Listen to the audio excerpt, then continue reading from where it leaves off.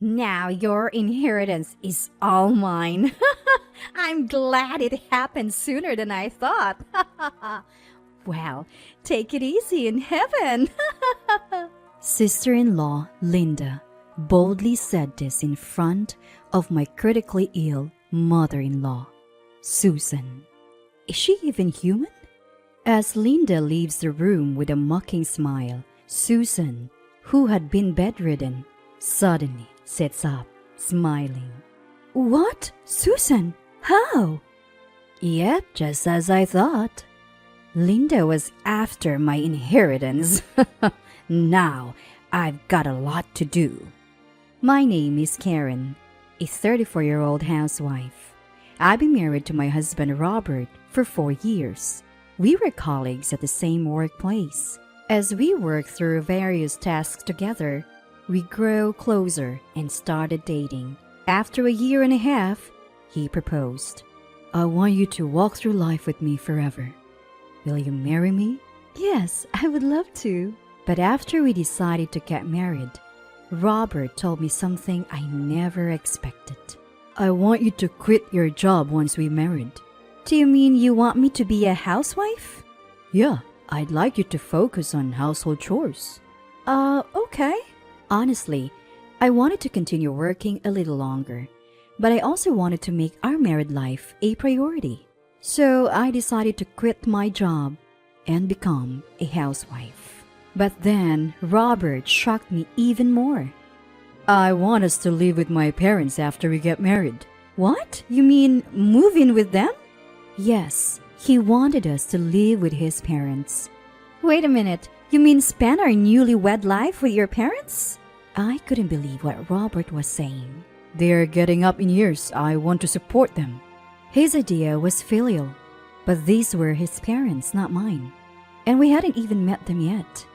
There's no way I could decide on living with them at this point. Can I think about it? What? You're getting married, right? Then you should be okay with this. But Robert was more forceful than I thought. But if I gave in now, I'd always be under his thumb. I can't agree to move in without meeting your parents first. Let me at least meet them and see if it will work. Finally, Robert reluctantly agreed. So we went to announce our engagement to both sets of parents. I was super nervous to meet his parents. Parents who force children to live together even before marriage. They could be difficult people, even potentially harassing us. With these worries, I arrived at their house with Robert. But his parents welcomed us warmly. Thank you for coming. We never thought Robert would marry someone so beautiful. They were all smiles and so kind that I was taken aback. Then, I decided to ask the question. Robert mentioned that he wants us to live with you, right? After getting married? Is that true? Huh? Live together? Even when I brought up the idea of living together, my in-laws looked puzzled. What are you talking about? I was taken aback and looked at Robert. He chuckled. I just spontaneously suggested to Karen that we should all live together. What does he mean, spontaneously? But you know, Mom and Dad are getting older. I think we should consider living together. We appreciate the concern, but you two are newlyweds. Shouldn't you enjoy that phase alone? Exactly. We're still spry. The first years of marriage should be spent with just the two of you. Rather than agreeing with Robert, my in-laws opposed the idea.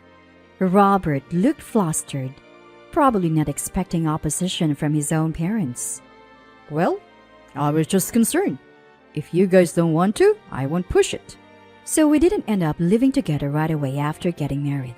Though I never quite understood why my husband was so insistent on living with his parents.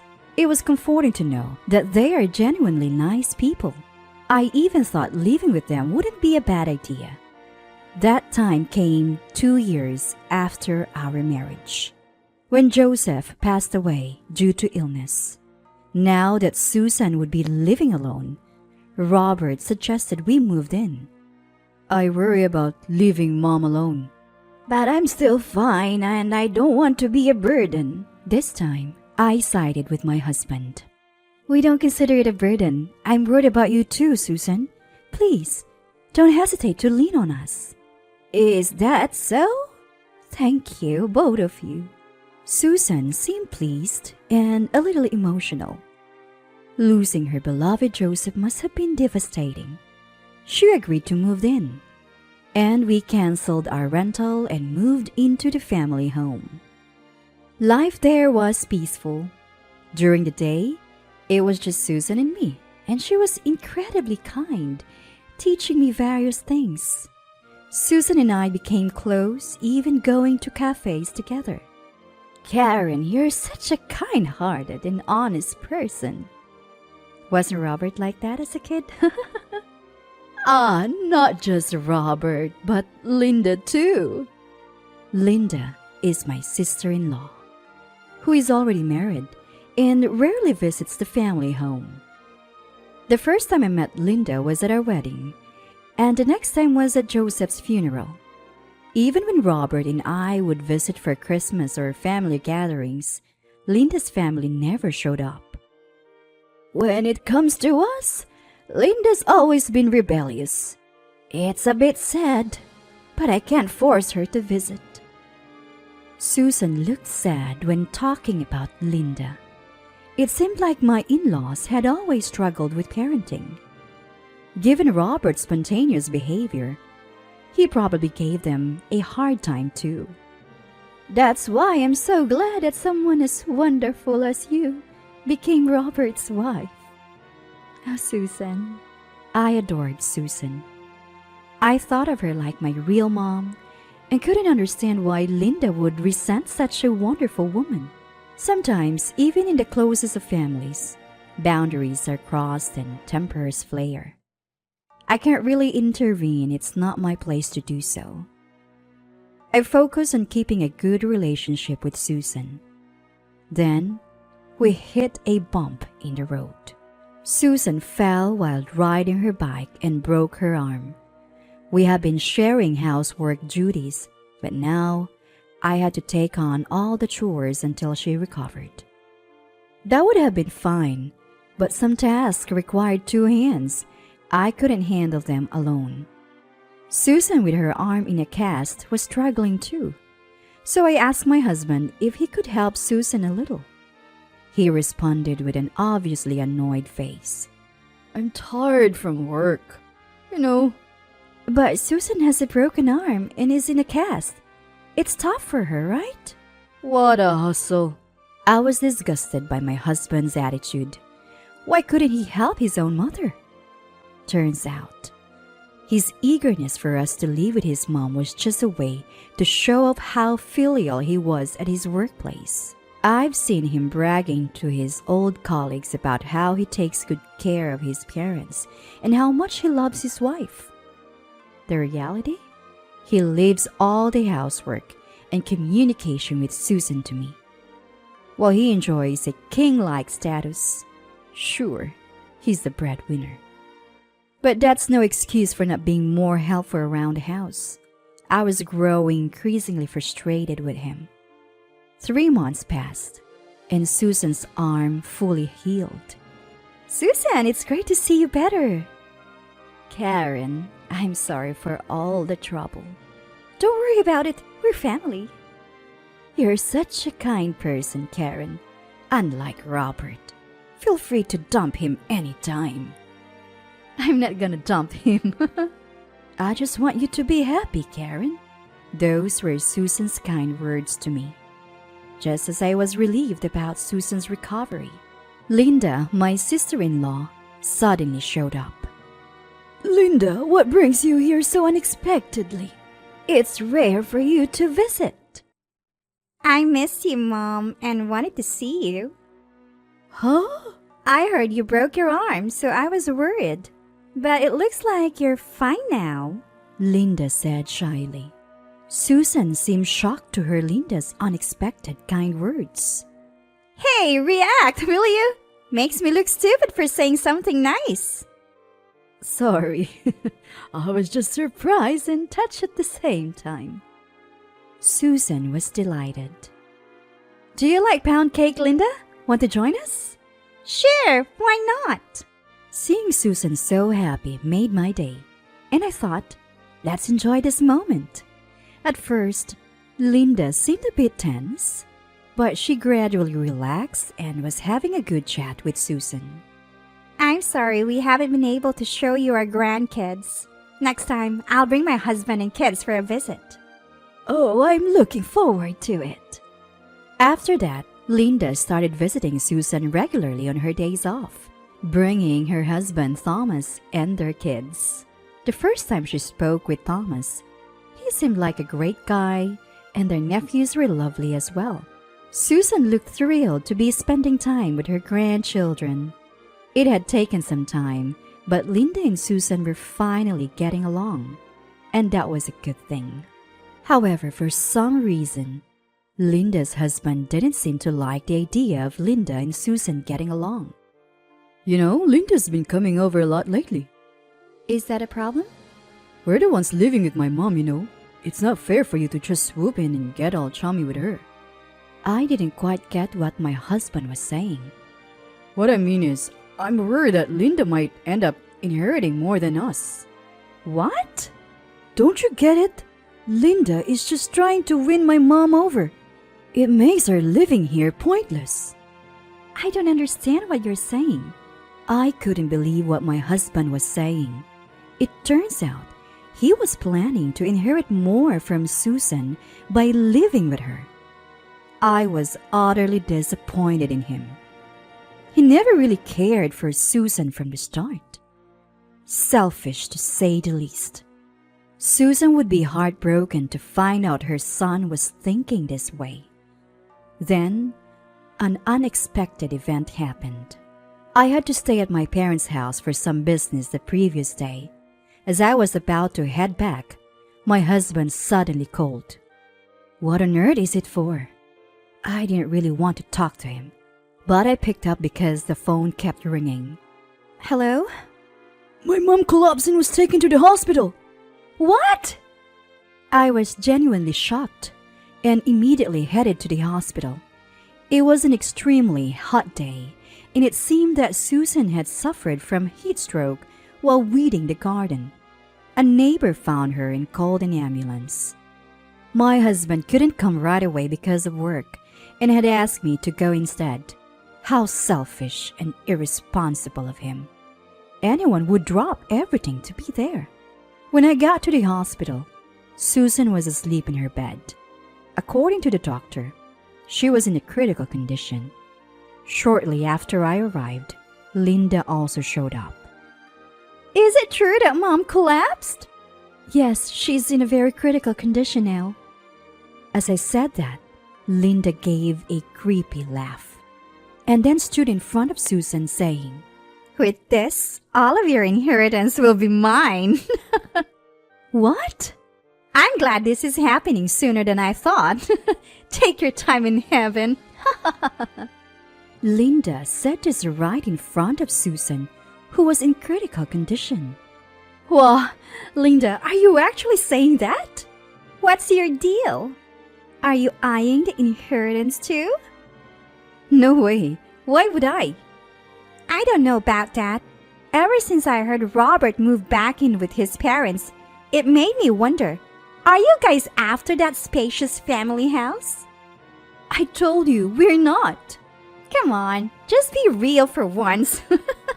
There's no point being chummy with your mother-in-law when there's nothing in it for you. Is she even human? Well, just so you know, I'll be the one getting the inheritance, huh? With that, Linda left the room laughing. As soon as she stepped out, Susan, who had been bedridden, sat up with a smile. I was so shocked. I thought my heart would stop. What, Susan? What's happening? I knew she was after my money. Susan, are you okay? Yeah, it was just heat exhaustion. But the doctor said it was critical. I had them say that, actually. What? I wanted to see if my children really cared for me or not. I had a hunch, but I wanted to be sure. Susan? So we have a lot to do, Karen. Can you help me? Huh? Susan was discharged soon after and started making plans. Plans that could be called nothing short of retribution against Linda and my husband. 1 month later, Susan gathered everyone in the living room. Thank you all for coming. Mom, what's this all about? It must be important if you're calling us all here. Linda and my husband seemed a bit annoyed. Probably because Susan had been quickly discharged for mere heat exhaustion. Susan began discussing her plans for her estate. After my recent incident, I did some thinking about inheritance. As she said this, Linda and my husband perked up. So who's getting what? I assume this house will go to me, right? I was disgusted by their blatant greed. Susan ignored them and continued talking. I've decided to sell the house. What? Their faces froze. Whoa, what does that mean? Why would you sell? If you're selling, just give it to us. No way. We've lived in this house. It should go to me. You two are always thinking of yourselves.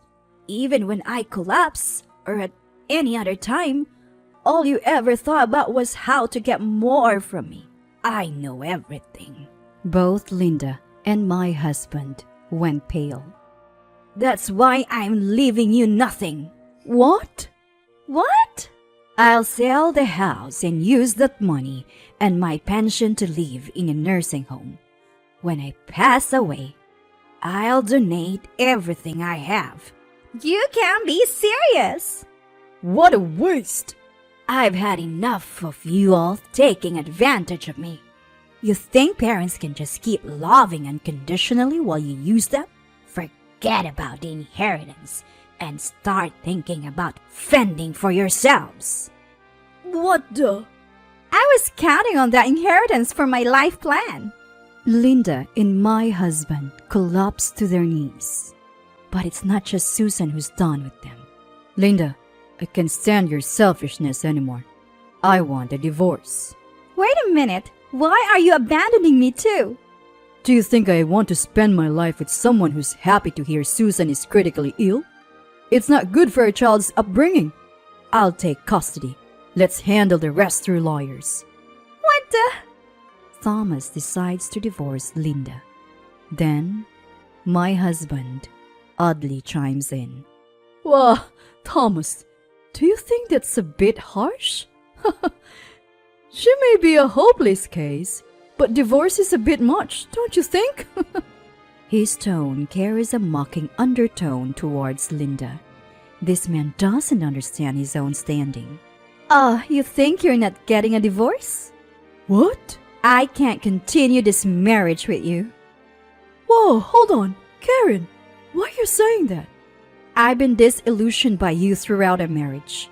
This is the last straw. I'm definitely divorcing you. What? I grab my pre-packed bag, say goodbye only to Susan, and head back to my parents' home.